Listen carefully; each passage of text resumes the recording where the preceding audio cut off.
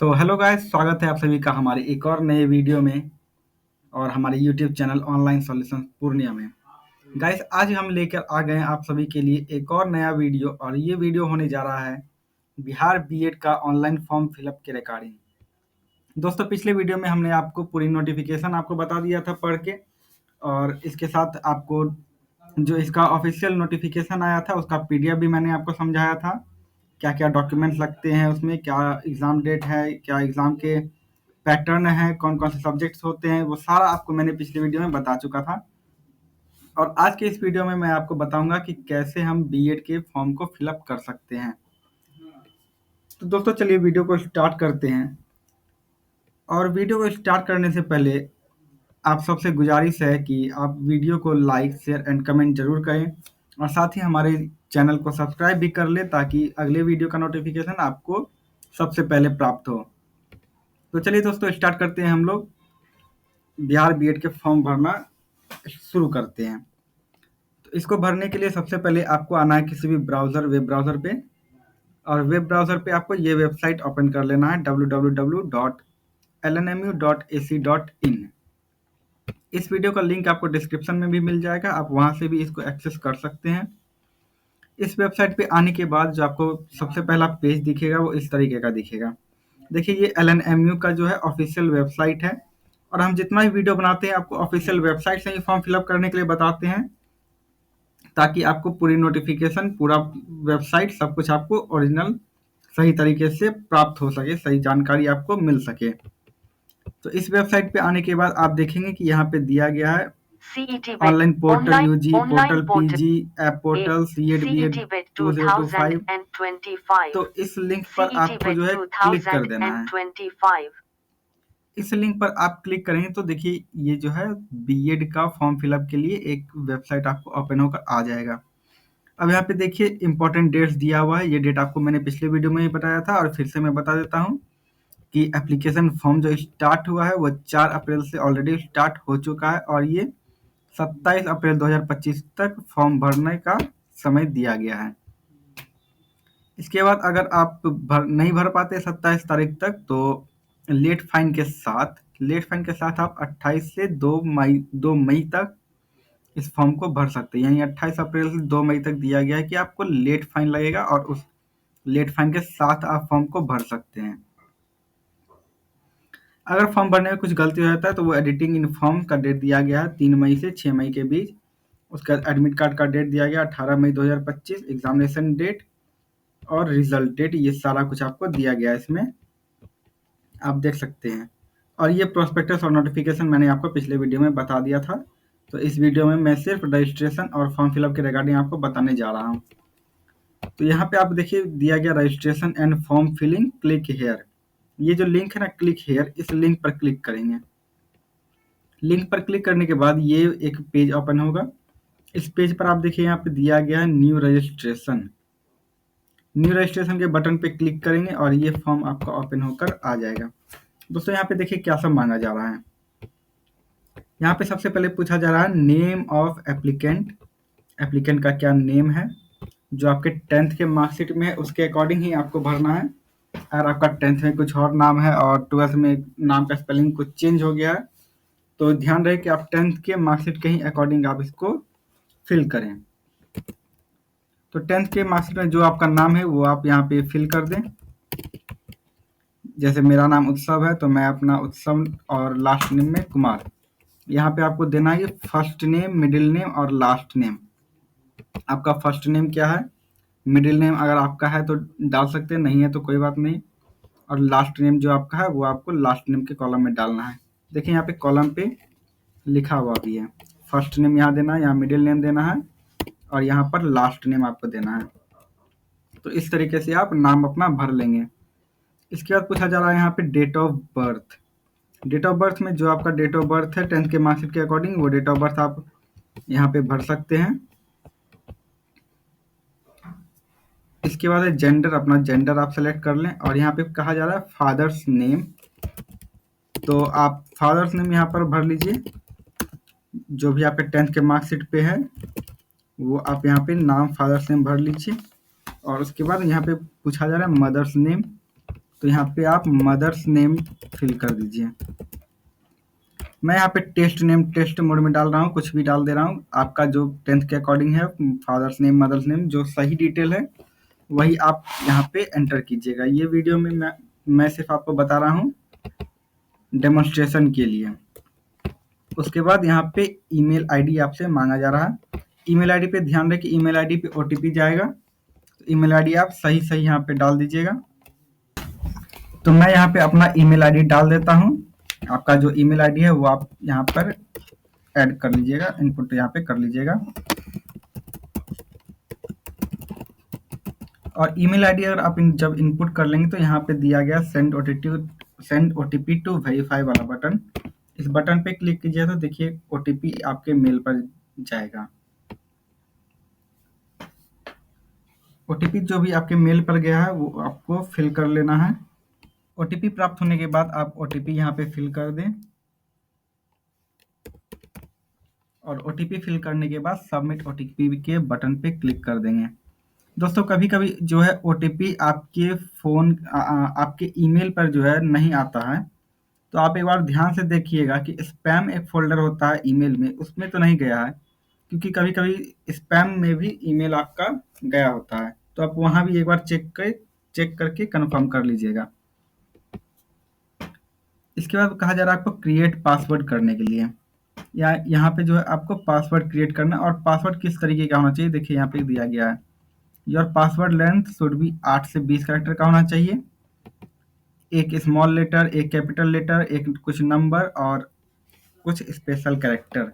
यानी अगर आपको मैं समझाऊं तो इस तरह से आपका ये होना चाहिए। अगर आपका नाम कुछ भी है, मान लीजिए जैसे उत्सव नाम है, तो पहला लेटर कैपिटल लिखिएगा, उसके बाद स्मॉल में नाम लिख लेंगे, फिर @ डाल देंगे, फिर 1 2 3 4 जो भी है नंबर डाल देंगे। तो इस तरीके का पासवर्ड डालना है। देखिए इसमें क्या हुआ कि कैपिटल लेटर हो गया, स्मॉल लेटर भी हो गया, स्पेशल सिंबल भी हो गया और नंबर भी हो गया, और ये जो है 8 से 20 कैरेक्टर के बीच का ही है।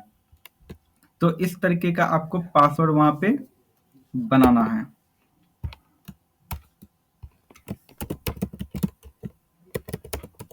पासवर्ड डालने के बाद यहाँ पे कहा जा रहा है कन्फर्म पासवर्ड। यहाँ पे पासवर्ड को आप दोबारा यहाँ पे एंटर कर लें।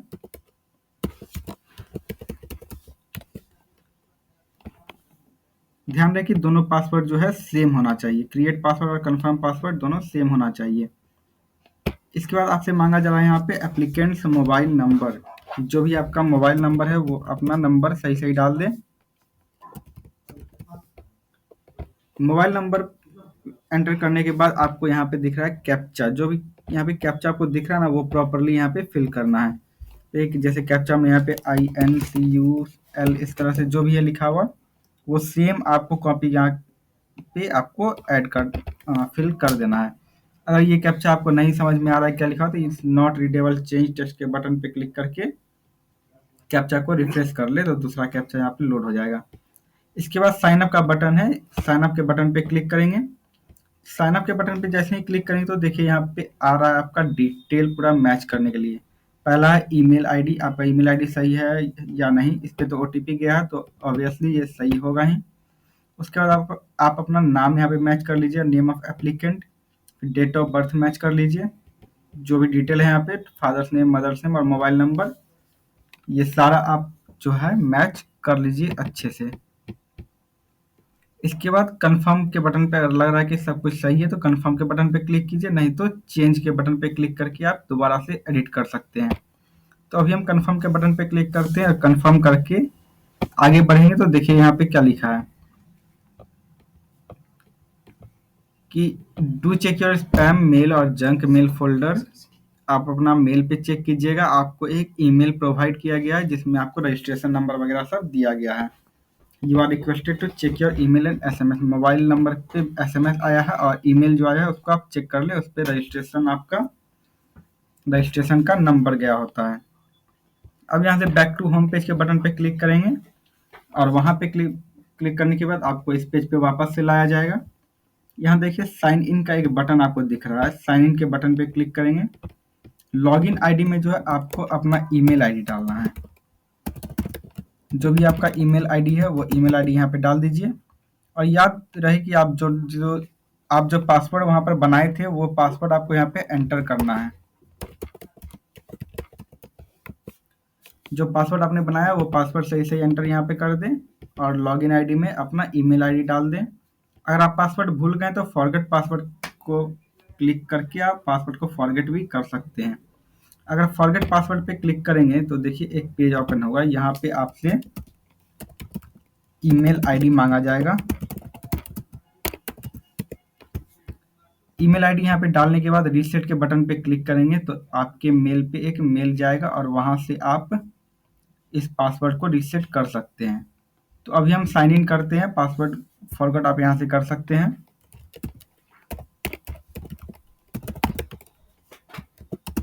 जैसा कि मैंने बताया, लॉगिन करने के लिए आपको यहाँ पे ईमेल आईडी और पासवर्ड में जो पासवर्ड आपने बनाया था वो पासवर्ड आप यहाँ पे डाल सकते हैं। रिमेंबर मी का एक बटन है, रिमेंबर मी पे अगर आप क्लिक करेंगे तो यह पासवर्ड आपका रिमेंबर हो जाएगा और बाद में आप कभी लॉगिन करेंगे तो बिना आईडी पासवर्ड डाले आप डायरेक्टली लॉगिन कर सकते हैं। सबमिट पे क्लिक करेंगे और यहाँ आपका फॉर्म लॉगिन होकर आ जाएगा। अब यहाँ पे देखिए माय एप्लीकेशन का बटन दिया गया है। ये जो दिख रहा है आपको सर्कल में, ये माय एप्लीकेशन, इस पे क्लिक आपको करना है। क्लिक करने के बाद यहाँ पे आपको पूछा जा रहा है कि आपको बीएड का फॉर्म भरना है या शिक्षा शास्त्री से भरना है। तो अभी हम बीएड से आगे बढ़ते हैं। बीएड के पे क्लिक करते हैं और प्रोसीड पे क्लिक करके आगे बढ़ते हैं। यहाँ पे कुछ टर्म्स एंड कंडीशन दिए गए हैं, आप इन्हें पढ़ के यहाँ पे I have read the instruction इस चेक बॉक्स को क्लिक कीजिए और ऐड द प्रोग्राम बटन पे क्लिक करके आगे बढ़ जाइए।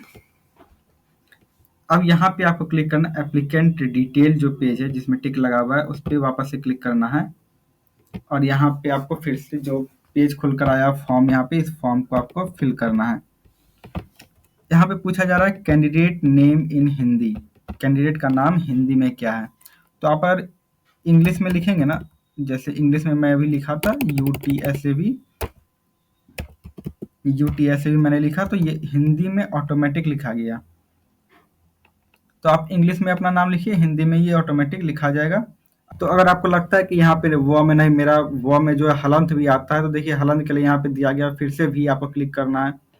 फिर से भी क्लिक करेंगे तो देखिए यहाँ पे क्या हुआ, आधा वो और वो लिखा गया, यानी वो हलंत लिखा गया। अब एक हटा देंगे बैक स्पेस करके तो वो में हलंत लिखा गया। तो इस तरीके से आपको यहाँ पे प्रॉपर नाम हिंदी में लिख देना है। जनरली क्या होता है कि जैसे आपका इंग्लिश में लिखते हैं तो हिंदी में भी सही सही लिखा जाता है। तो हिंदी में इस तरह से नाम लिख लेंगे, उत्सव कुमार, KUM। देखिए अब कुमार लिखने के लिए KUMAR से ये नहीं लिख रहा है, कुमार लिखा जा रहा है। तो यहाँ क्या करेंगे KUMAAR करके करेंगे तो ये कुमार यहाँ पे लिखा जाएगा।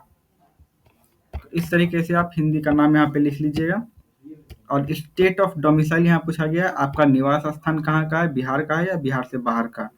डोमिसाइल मतलब दोस्तों हुआ यहाँ पे निवास आपका कहाँ का है, आप कहाँ के निवासी हैं। तो बिहार यहाँ पे सेलेक्ट कर दिए और इसके बाद पूछा जा रहा है नेशनलिटी इंडियन। और कैटेगरी में जो भी आपका कास्ट है वो कैटेगरी आप यहाँ पे फिल कर दें। अगर अनरिजर्व जनरल है, SC है, EWS, ST, EBC, BC जो भी कास्ट है वो कास्ट आपको यहाँ पे सेलेक्ट करना है। अगर आप जनरल सेलेक्ट करेंगे तो जनरल में आपको कोई भी कास्ट सर्टिफिकेट आगे नहीं मांगा जाएगा। EWS के लिए EWS सर्टिफिकेट आपसे अपलोडिंग सेक्शन में, यहाँ पे अपलोड सेक्शन में मांगा जाएगा।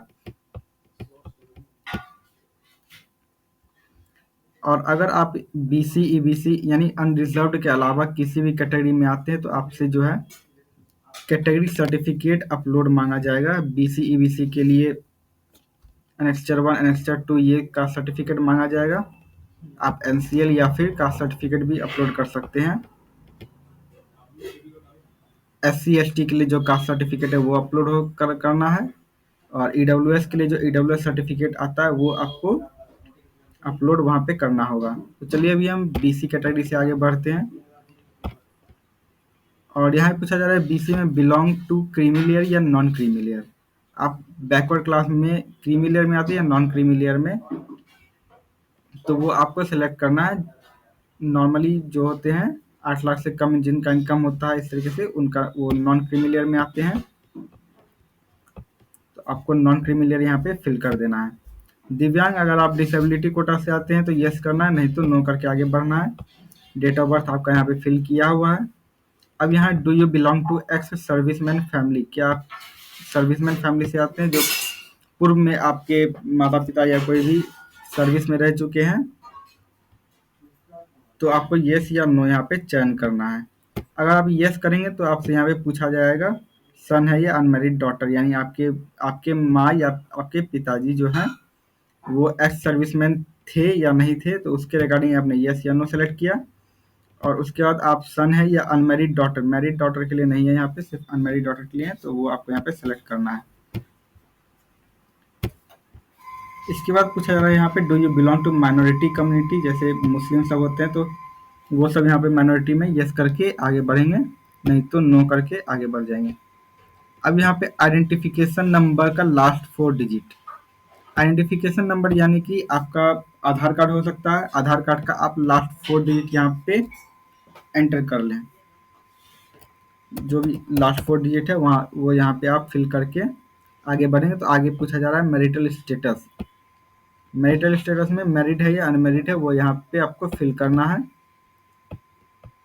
इसके बाद आपसे पूछा जा रहा है परमानेंट एड्रेस, परमानेंट एड्रेस में बिल्डिंग या हाउस नंबर, जो भी आपका हाउस नंबर है वो फिल कर दे, या नहीं तो अगर आपका हाउस नंबर नहीं है तो वार्ड नंबर इस तरह से फिल करके, वार्ड नंबर मान लीजिए 11,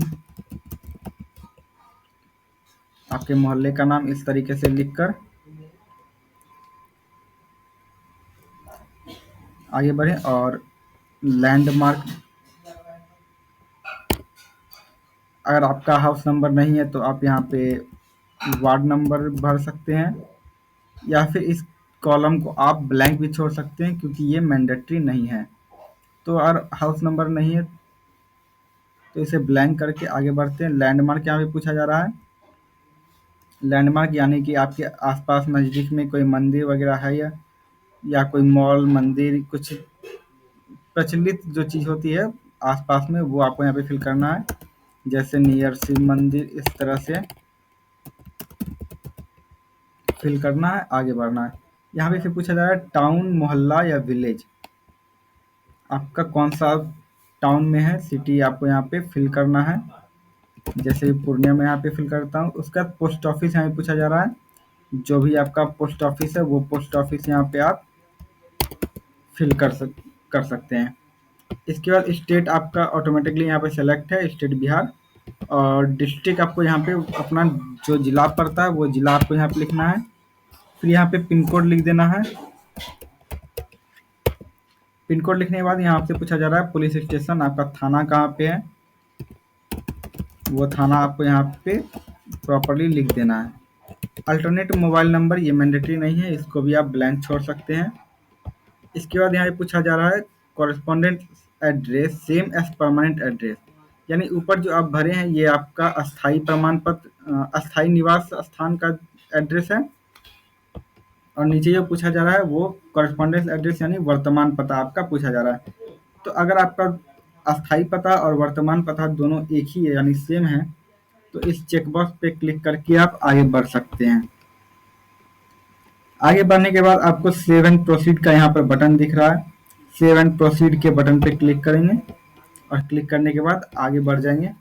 आगे यहाँ पे जो कॉलम आपका ओपन हुआ है वो है फोटो और सिग्नेचर का। तो आपको यहाँ पे दोस्तों क्या करना है, फोटो और साइन अपलोड करना है। फोटो साइन आपका 3.5 गुना 4.5 सेंटीमीटर, डायमेंशन में इतना होना चाहिए और 100 KB से कम का होना चाहिए। और फोटो जो है फोटो का भी साइज दिया है 100 KB से कम का होना चाहिए।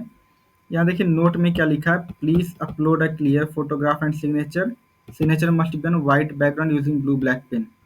सिग्नेचर जो है सिग्नेचर जो है वो आपका व्हाइट बैकग्राउंड पे होना चाहिए, यानी पेपर जो है आप प्लेन व्हाइट लेंगे, वो लाइन वाला कॉपी लेकर उस पर नहीं लिखेंगे।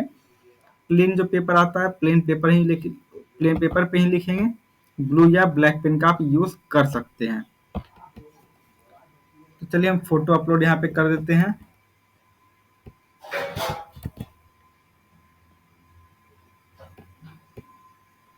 फ़ोटो जैसे ही अपलोड करेंगे तो अपलोड फ़ोटो के बटन पे क्लिक करेंगे और आपका फ़ोटो यहाँ पर अपलोड हो जाएगा। इसी प्रकार से हम सिग्नेचर अपलोड यहाँ पे करते हैं। सिग्नेचर अपलोड करने के बाद अपलोड सिग्नेचर के बटन पे यहाँ पे क्लिक कर देंगे। जैसे ही अपलोड सिग्नेचर के बटन पे क्लिक करेंगे तो यहाँ पे सिग्नेचर भी आपका अपलोड हो जाएगा। तो फ़ोटो और साइन इस तरीके से अपलोड कर लेंगे। दोस्तों फ़ोटो देखिए, यहाँ फ़ोटो का जो बैकग्राउंड है वो वाइट है। तो आप भी जो है फ़ोटो का देख लीजिए ध्यान से कि फ़ोटो का बैकग्राउंड आपका वाइट होना चाहिए। फ़ोटो और साइन लोड करने के बाद फ़ोटो और साइन अपलोड करने के बाद यहाँ पे देख सकते हैं कि सेव एंड प्रोसीड का बटन एक आ गया है। यहाँ पे सेव एंड प्रोसीड के बटन पे क्लिक करके हम लोग आगे बढ़ेंगे और यहाँ पे एजुकेशनल डिटेल आपसे मांगा जा रहा है, 10th 12th ग्रेजुएशन और पीजी। जहाँ पीजी जो है मैंडेटरी नहीं है, ग्रेजुएशन तक का आपको यहाँ पे फिल करना है। 10th आपका कौन से बोर्ड से हुआ है, पहले कॉलम में यही भरना है आपको। 10th आपके कौन से बोर्ड से हुआ है, बिहार बोर्ड या सीबीएसई बोर्ड या फिर जो भी बोर्ड है आपका, उस बोर्ड को आप यहाँ पे सेलेक्ट कर लीजिएगा। उसके बाद पूछा जा रहा है यहाँ पे पासिंग ईयर, 10th का जो पासिंग ईयर है आपका वो आपको यहाँ पे फिल करना है। जो भी पासिंग ईयर आपका 10th का है वो आप यहाँ पे फिल कर दीजिए। स्कूल का नाम आपको यहाँ पे फिल करना है। जो 10th के मार्कशीट पे आपको स्कूल का नाम दिया गया है वही स्कूल का नाम यहाँ पे फिल कीजिएगा। उसके बाद ऑब्टेन्ड मार्क्स यहाँ पे पूछा जा रहा है, ऑब्टेन्ड मार्क्स आपका कितना आया है। अगर आपको 396 496 जो भी आपके मार्कशीट पे दिया गया वो आप यहाँ पे फिल कर लीजिए। उसके बाद एग्रीगेट मार्क्स में आपका जो फुल मार्क्स है, कितने मार्क्स का एग्ज़ाम हुआ था, वो यहाँ पे फिल कर दीजिए। इतना फिल करने के बाद देखिए ये जो परसेंटेज है वो ऑटोमेटिकली आपका कैलकुलेट होकर आ जाएगा। तो इसको आपको कुछ करना नहीं है, ये मार्क्स के बेसिस पे आपका ऑटोमेटिकली यहाँ पे कैलकुलेट हो गया है। इसके बाद 12th का डिटेल आपको यहाँ पे भरना है। 12th में भी पहला कॉलम में आपको यहाँ पे फिल करना है आपका 12th सीबीएसई से, बिहार बोर्ड से, कौन से बोर्ड से या फिर किसी अन्य बोर्ड से जो भी यहाँ पे है वो सेलेक्ट करना है। अगर आपका बोर्ड नहीं मेंशन है तो अदर पे क्लिक करके आप यहाँ बोर्ड का नाम लिख सकते हैं। तो जो भी बोर्ड आपका है वो बोर्ड आप यहाँ पे सेलेक्ट कर लीजिए। पासिंग ईयर आप यहाँ पे सेलेक्ट कर लीजिए, 12th का जो भी पासिंग ईयर है। और उसके बाद यहाँ स्कूल इंस्टीट्यूट नेम, स्कूल का जो नाम आपका 12th के मार्कशीट पे लिखा गया है वो पूरा आप यहाँ पे स्कूल का नाम प्रॉपरली फिल कर दीजिए। स्पेलिंग सब भी मैच कर लीजिएगा, कोई एरर नहीं हो, ध्यानपूर्वक भरना है। उसके बाद ऑब्टेन्ड मार्क्स में आपको 12th में कितना मार्क्स आपका आया है वो आपको यहाँ पे मार्क्स फिल कर देना है। और एग्रीगेट मार्क्स में टोटल मार्क्स कितना का एग्जाम हुआ था वो आपको यहाँ पे फिल कर देना है। और परसेंटेज जो है यहाँ पे आपका ऑटोमेटिकली कैलकुलेट होकर आ जाएगा, तो इसको इसी तरह रहने देंगे। अब ग्रेजुएशन में यहाँ पे पूछा जा रहा है आपका बीए है, बीएससी, बीकॉम, बीई, बीटेक, शास्त्री, अलीम या कोई अन्य आपका है तो वो आपको यहाँ पे फिल करना है। जो भी आपका ग्रेजुएशन जिस भी स्ट्रीम से हुआ है वो आप यहाँ पे सेलेक्ट कर लें। और उसके बाद उसके बीए का यानी ग्रेजुएशन का, बीए, बीएससी, बीकॉम जो भी है, ग्रेजुएशन का आपको यहाँ पे बोर्ड सेलेक्ट कर लेना है, कौन से बोर्ड से आपका ग्रेजुएशन हुआ है। अगर आपका बोर्ड या यूनिवर्सिटी यहाँ पे मेंशन नहीं है तो अदर पे क्लिक करके यहाँ पे आप बोर्ड का नाम लिख सकते हैं। इसके बाद पूछा जा रहा है ईयर ऑफ पासिंग, कौन से ईयर में आपने ग्रेजुएशन कंप्लीट किया है, तो उसका आपको यहाँ पे ईयर आपको सेलेक्ट कर लेना है। इसके बाद स्कूल का नाम आपसे पूछा जा रहा है, स्कूल इंस्टीट्यूट का नाम, ग्रेजुएशन में आपका जो भी कॉलेज का नाम था वो आपको यहाँ पे फिल कर देना है। अपने कॉलेज का नाम यहाँ पे फिल कर दें। उसके बाद ऑब्टेन्ड मार्क्स में यहाँ पे देखिए यहाँ पर क्या लिखा है, for graduation do not fill honours marks on obtained marks and aggregate marks column. तो यहाँ पे जो आपको ऑनर्स का मार्क्स नहीं देना है, यहाँ पे आपको टोटल मार्क्स जो ग्रेजुएशन में आया है वो आपको देना है। यानी अगर देखा जाए तो 1500 का या 1800 का जो भी एग्जाम होता है तो उतने में आपको देना है, सिर्फ ऑनर्स का मार्क्स नहीं लिखना है, फुल मार्क्स आपको जितना आया है उतना लिखना है। और कह दे कि 1200 आपको आया 1500 में, तो इस तरीके से आपको लिख देना है यहाँ पे। ऑनर्स का मार्क्स ध्यान रहे कि ऑनर्स का मार्क्स आपको नहीं लिखना है। और एग्रीगेट मार्क्स में टोटल फुल मार्क्स जितने का एग्जाम हुआ था सारे सब्जेक्ट मिलाकर उसका मार्क्स आपको यहाँ पे टोटल लिखना है। यानी कि ये हो गया आपका ऑब्टेन्ड मार्क्स, ऑनर्स मार्क्स नहीं, आपका ओरिजिनल जो मार्क्स है वो लिखना है। और यहाँ पे कितने मार्क्स का एग्जाम हुआ था जो मार्क्स पे मेंशन है उसके अकॉर्डिंग लिख दीजिए। परसेंटेज यहाँ पे ऑटोमेटिकली कैलकुलेट होकर आ जाएगा। अगर आप पीजी भी किए हैं तो पीजी का भी आप डिटेल यहाँ पे फिल कर सकते हैं उसी प्रकार से। यहाँ पे बोर्ड का नाम, यहाँ पे फिर पासिंग ईयर आपका क्या है, फिर स्कूल का नाम, इंस्टीट्यूट का नाम, और इसमें भी मार्क्स ऑब्टेन्ड यानी कि इसमें भी वही आपको करना है। और तो यानी कि ऑब्टेन्ड मार्क्स आपका जो भी मार्क्स आया है पोस्ट ग्रेजुएशन में और कितने मार्क्स का एग्जाम हुआ था वो टोटल फिल आपको यहाँ पे कर देना है। इतना फिल करने के बाद दोस्तों यहाँ देखिए 7 प्रोसीड के बटन पे क्लिक करना है हमें। 7 प्रोसीड के बटन पे क्लिक करके you have left some empty field, कौन सा फील्ड छूट गया, अच्छा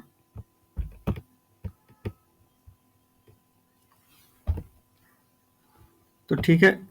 7 प्रोसीड के बटन पे क्लिक करेंगे तो यहाँ पे देखिए पूछा जा रहा है कि प्लीज रिकन्फर्म, क्या आपका डिटेल सारा सही से फिल हो चुका है। अगर आपका डिटेल सही से फिल हो गया है तो ओके क्लिक करके आगे बढ़ जाएंगे, नहीं तो कैंसिल पे क्लिक करके उसको एडिट कर सकते हैं। अब यहाँ से आपका डॉक्यूमेंट अपलोड मांगा जा रहा है। अब देखिए यहाँ क्या सेकेंडरी मार्कशीट यानी कि 10th का मार्कशीट आपको यहाँ अपलोड करना है। यहाँ हायर सेकेंडरी मार्कशीट यानी 12th का, यहाँ पे ग्रेजुएशन का फाइनल ईयर का मार्कशीट अपलोड करना है। यहाँ पे कास्ट सर्टिफिकेट बीसी का, आपको यहाँ पे जाति प्रमाण पत्र अपलोड करना है। और जाति प्रमाण पत्र जो है उसमें आपके पिताजी का नाम मेंशन होना चाहिए।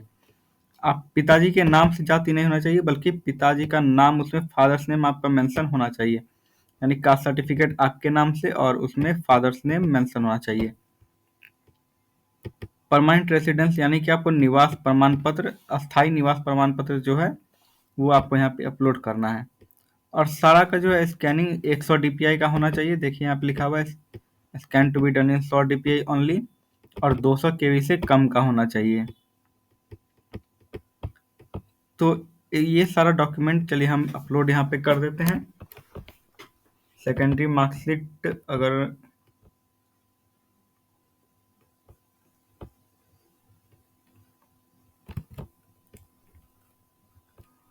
सेकेंडरी मार्कशीट यहाँ पे हम अपलोड करते हैं। अभी के लिए मैं कोई भी यहाँ पे टेस्ट डॉक्यूमेंट अपलोड कर देता हूँ। जैसे ही यहाँ अपलोड करेंगे और यहाँ पे फिर हमें अपलोड का बटन पे क्लिक करना होगा। अपलोड के बटन पे क्लिक करेंगे तो देखिए यहाँ पे आ गया डॉक्यूमेंट अपलोडेड सक्सेसफुली, और यहाँ पे click here to view the document, ये जो लिंक यहाँ पे दिया गया है इस पे क्लिक करके आप अपने अपलोडेड डॉक्यूमेंट को देख सकते हैं। इसके बाद यहाँ पे 12th का मार्कशीट को अपलोड करना है। जो भी 12th का मार्कशीट है आपका उस मार्कशीट को अपलोड कर दीजिए, और अपलोड करने के बाद अपलोड के बटन पे यहाँ क्लिक कर लीजिए। इसके बाद बोला जा रहा है ग्रेजुएशन का फाइनल ईयर का मार्कशीट, ग्रेजुएशन का आपको फाइनल ईयर का मार्कशीट अपलोड करना है। अपलोड करने के बाद इस बटन पे क्लिक कर दें। फिर यहाँ पे कास्ट सर्टिफिकेट अपलोड करना है, अपना जाति प्रमाण पत्र यहाँ पे अपलोड कर लें। इसके बाद निवास प्रमाण पत्र मांगा जा रहा है, तो निवास प्रमाण पत्र भी यहाँ पे आप लोग अपलोड कर लीजिएगा इस तरीके से। अपलोड करने के बाद देखिए यहाँ पे प्रोसीड का बटन है, प्रोसीड का बटन पे क्लिक करके हम लोग आगे बढ़ जाएंगे। यहाँ पे फिर आपसे पूछा जा रहा है एग्जामिनेशन सेंटर प्रेफरेंस, आपका एग्जाम सेंटर कहाँ देना है आपको वो यहाँ पे सेलेक्ट करना है। देखिए इतने सारे यहाँ पे जो है 11, शायद 11 सेंटर है, 1 2 3 4 5 6 7 8 9 10 11 जी 11 सेंटर यहाँ पे दिया गया है। 11 में से आपको 3 सेलेक्ट करना है, प्रेफरेंस वाइज देना है, पहला कौन सा, दूसरा कौन सा, तीसरा कौन सा। ज़्यादातर पहला यहाँ पे मिल जाता है सबको, लेकिन 3 मांगा जा रहा है तो तीनों भरना यहाँ पे मैंडेटरी है। आप अपना सहूलियत के हिसाब से तीनों प्रेफरेंस को एग्ज़ाम सेंटर में भर दें और भरने के बाद सेव एंड कंटिन्यू पे क्लिक करके आगे बढ़ जाएं। सेव एंड कंटिन्यू पे क्लिक करेंगे तो देखिए यहाँ पे फॉर्म का आपको प्रीव्यू ओपन होकर आ जाएगा। फॉर्म का प्रीव्यू में आप अपना डिटेल अच्छा से मैच कर लीजिएगा, नाम, डेट ऑफ बर्थ जो भी है। और अगर आपको लग रहा है कि सारा डिटेल आपका सही है तो यहाँ देखिए आई कन्फर्म द अबव का चेक बॉक्स है।